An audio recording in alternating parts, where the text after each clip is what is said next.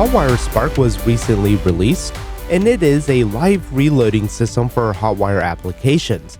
And basically what that means is that as you are developing on your application, you're able to save changes in your files, and then your browser will reload the page. And recent updates have been made so that it does work with the no build. So if you do make a change in your CSS file or in your JavaScript stimulus controllers or wherever, then it will reload the page. But you do want to be careful in certain instances because with Hotwire Spark and it doing the page reloads, there are situations where things may not work as you would expect. And so Connor Rogers had laid out a really nice article about some of the pitfalls with this methodology.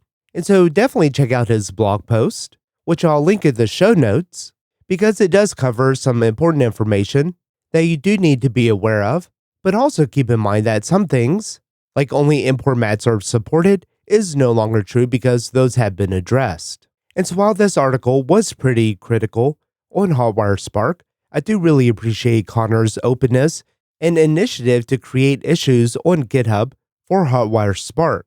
And so personally, I really appreciate those kind of contributions because it's ultimately going to help make Hotwire Spark a better product in the long run.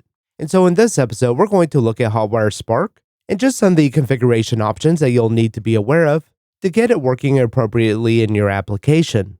And for this example application, we're not going to be using Importmaps. We are going to be using Jsbundling just so we can see and make sure that it's working as we would expect.